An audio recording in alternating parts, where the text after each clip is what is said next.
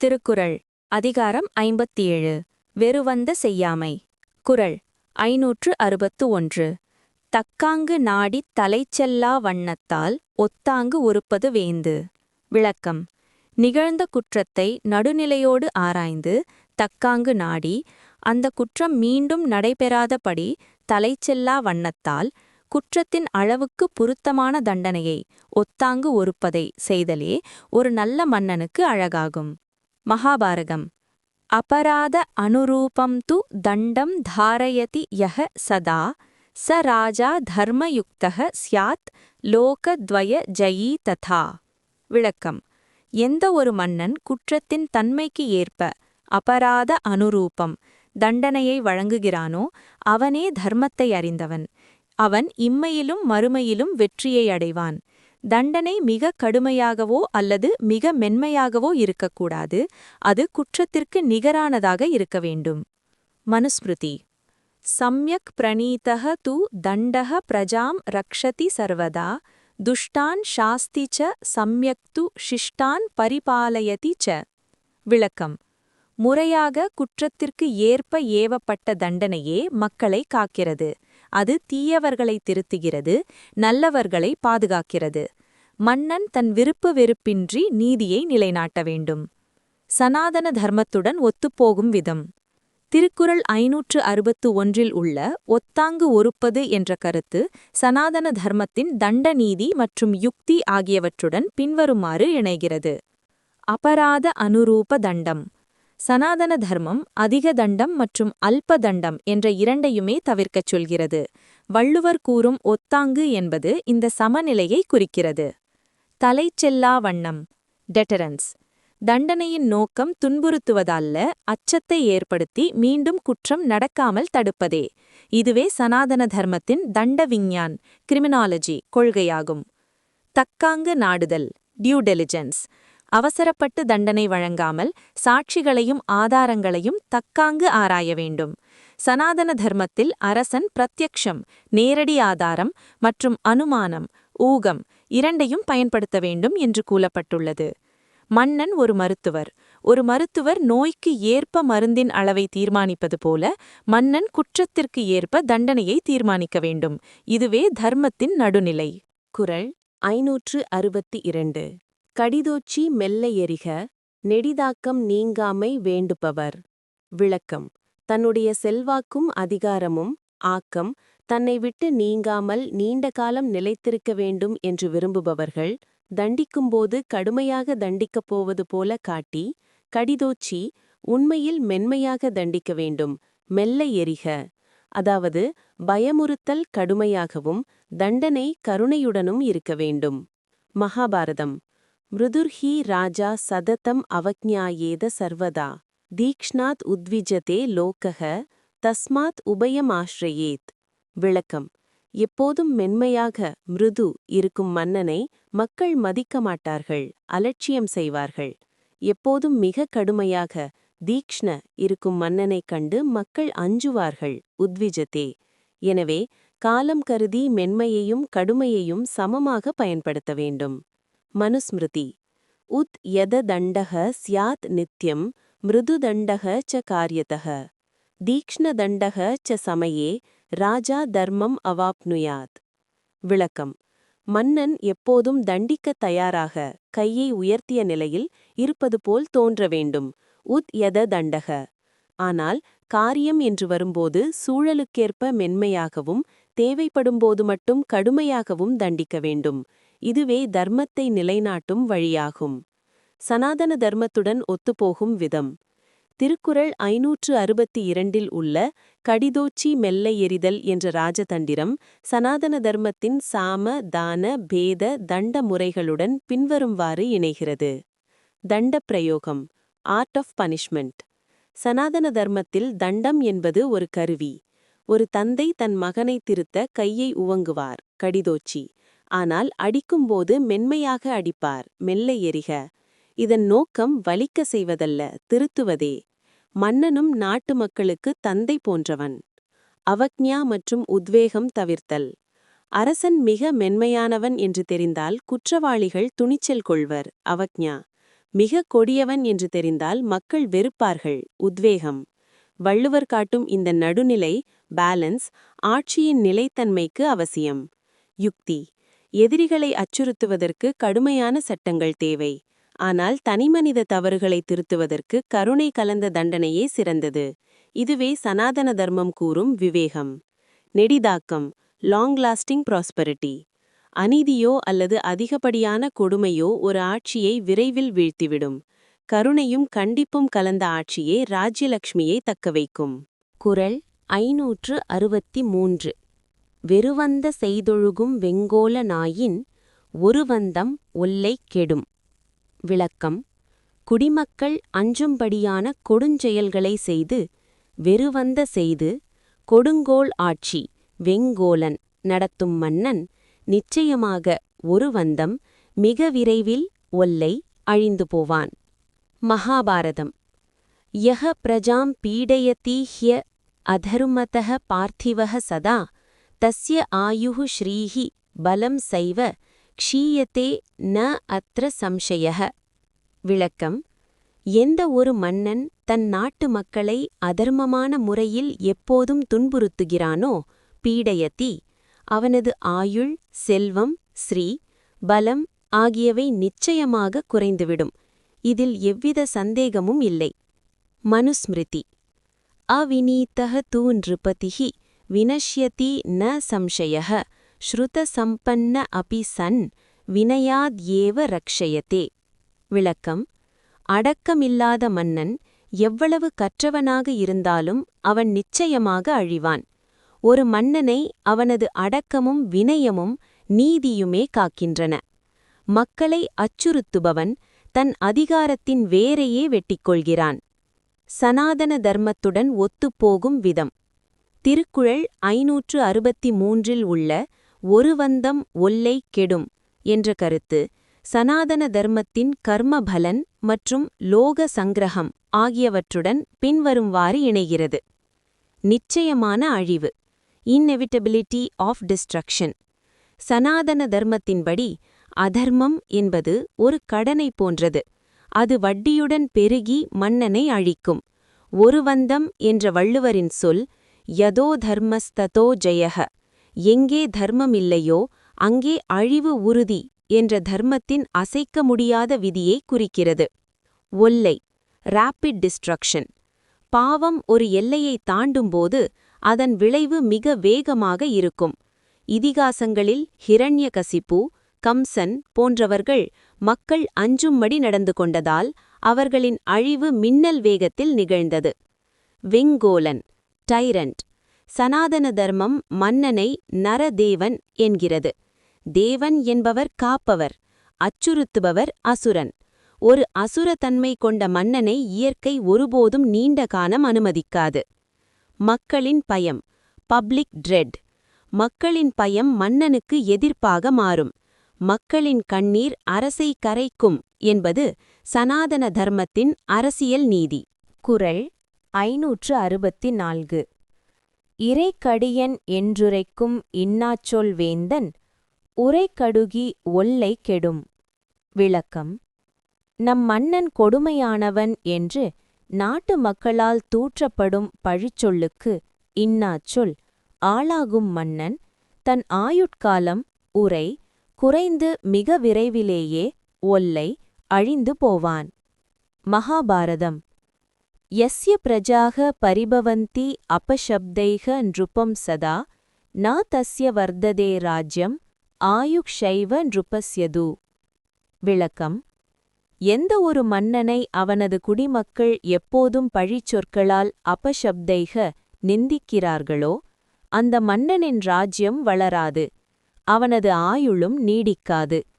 மக்களின் சாபம் எத்தகைய பெரும் பலத்தையும் அழித்துவிடும். மனுஸ்மிருதி. அகீர்த்திர் யஸ்ய லோகேஷு கீர்த்தியதே பாபகர்மணக சோச்சிராத் ஏவ நஷ்யேத்து யதா வாரிணி புத்புதக. விளக்கம். பாவ செயல்களால் எந்த மன்னனின் இகழ்ச்சி அகீர்த்திகி உலகில் பரவுகிறதோ அவன் நீரில் தோன்றும் குமிழியைப் போல மிக விரைவில் அழிந்து போவான். மக்களின் நாவே மன்னனின் வெற்றியை அல்லது வீழ்ச்சியை தீர்மானிக்கிறது. சனாதன தர்மத்துடன் ஒத்துப்போகும் விதம். திருக்குறள் 564 உள்ள இன்னாச்சொல் ஒல்லை கெடும் என்ற கருத்து சனாதன தர்மத்தின் வாக்குபலம் மற்றும் ஆயுஷ்யம் ஆகியவற்றுடன் பின்வருமாறு இணைகிறது. ஜனவாக்கு, வாய்ஸ் ஆஃப் த பீப்பிள். சனாதன தர்மத்தில் ஜனனி ஜன்மபூமிஷ்ச என்பதற்கு இணையாக மக்களின் வாக்கிற்கு வலிமையுண்டு. பலருடைய மனக்கசப்பால் வரும் சொற்கள் ஒரு சாபமாக மாறி மன்னனின் புண்ணியத்தை எரிக்கின்றன. புண்ணியம் குறையும்போது ஆயுளும் குறையும்.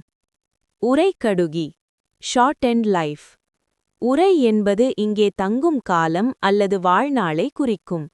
சனாதன தர்மத்தின்படி அதர்மம் செய்பவர்களின் ஆயுளை காலதேவன் விரைந்து முடிக்கிறான். மக்களின் நிந்தை அந்த செயல்பாட்டை துரிதப்படுத்துகிறது. இறைக்கடியன், ஹார்ஷ் ரூலர். அரசன் என்பவன் விஷ்ணு அம்சம் கொண்டவன்.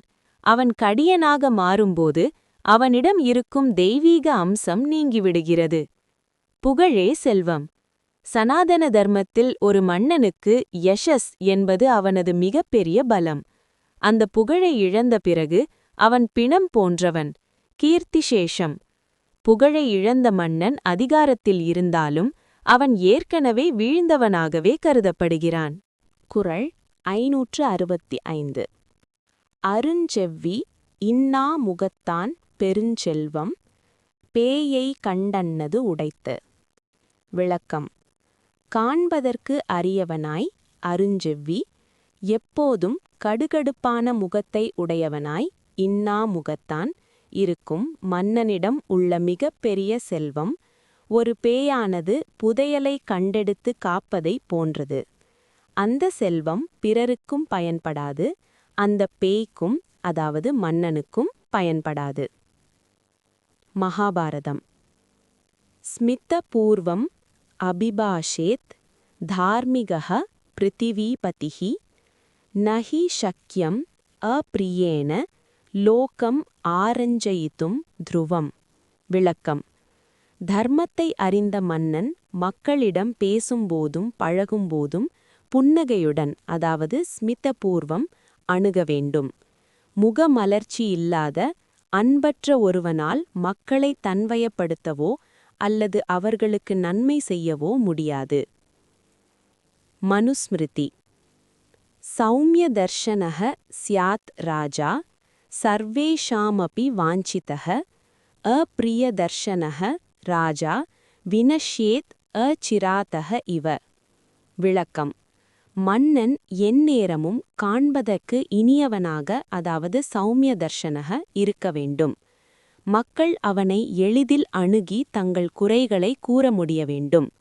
அவ்வாறின்றி மக்களை அச்சுறுத்தும் தோற்றமும் கோபமும் கொண்ட மன்னன் தன் செல்வத்தையும் செல்வாக்கையும் மிக விரைவில் இழப்பான்.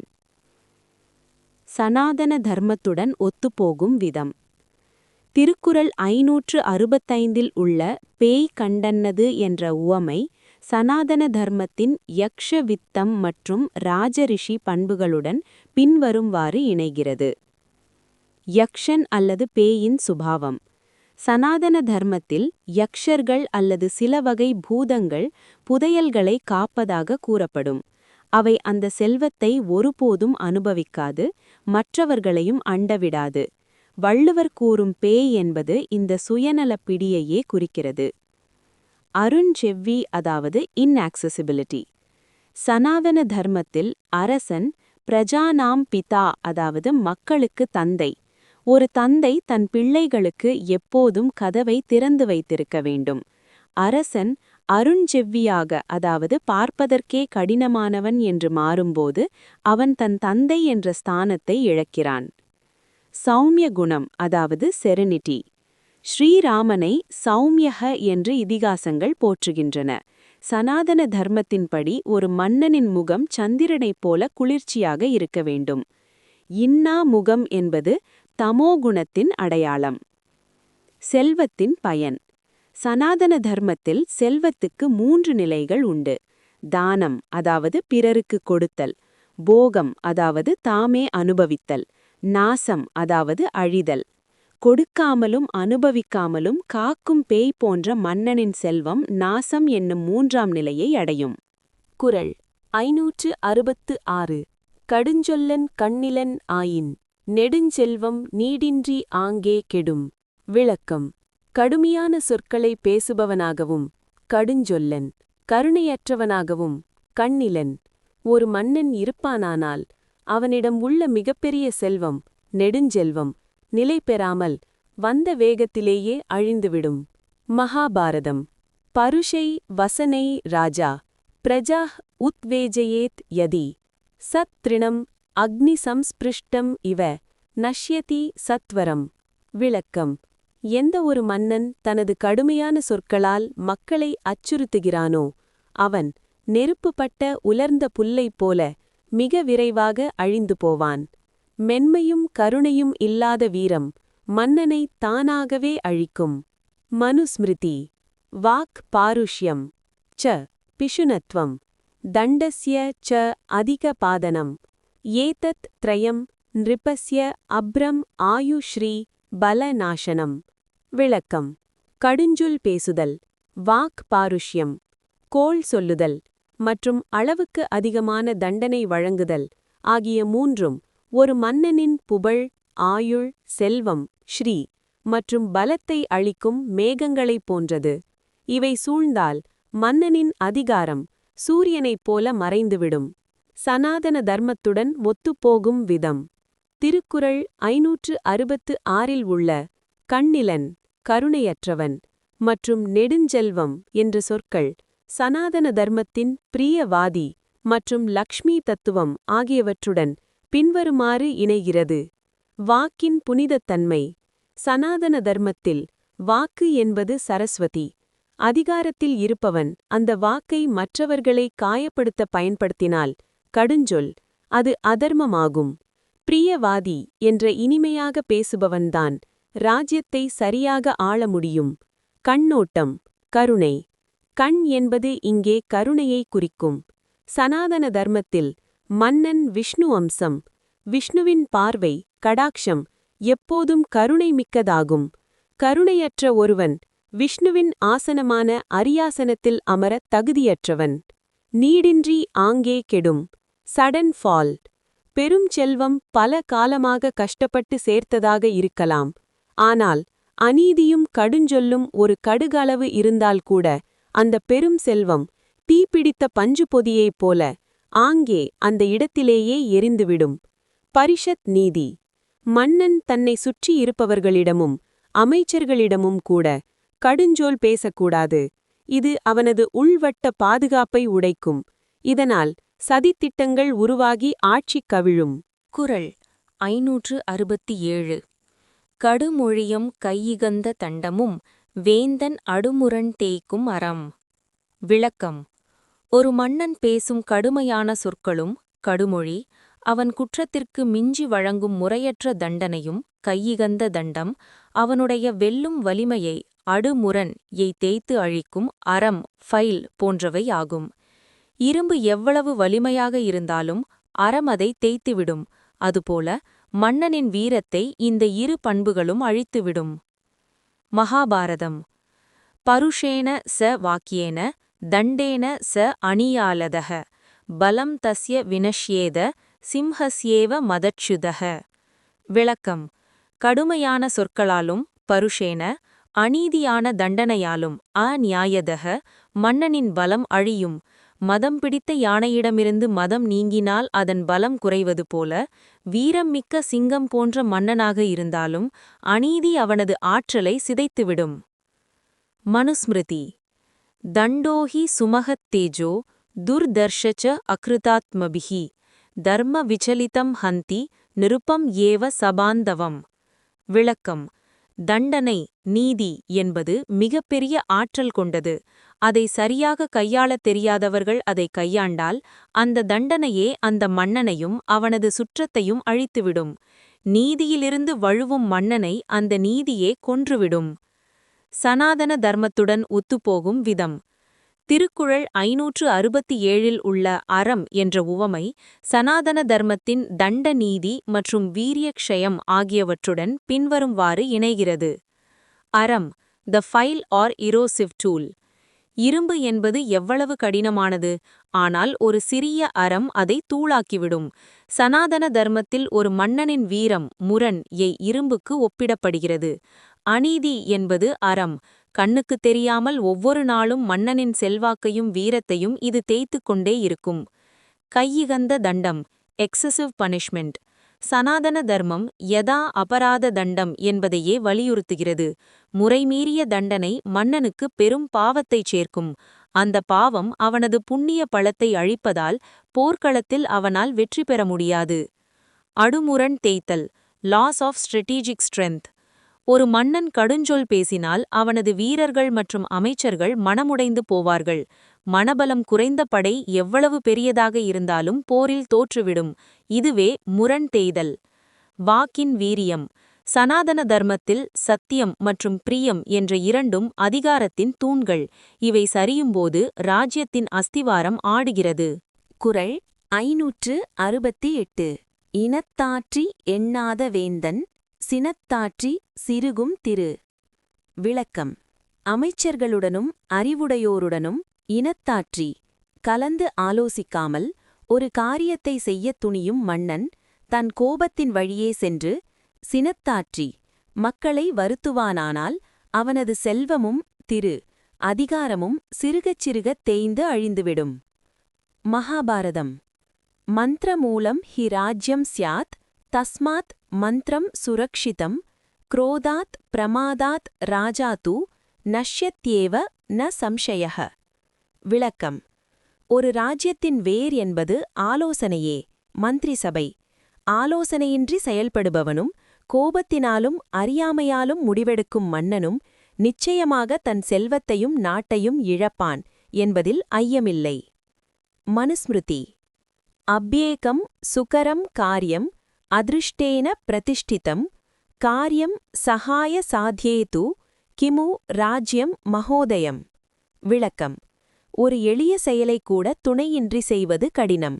அப்படியிருக்கையில் பெரும் விளைவுகளை தரும் ஒரு ராஜ்யத்தின் செயல்பாடுகளை ஆலோசனையின்றி கன்னிச்சையாக செய்வது எப்படி சாத்தியம்?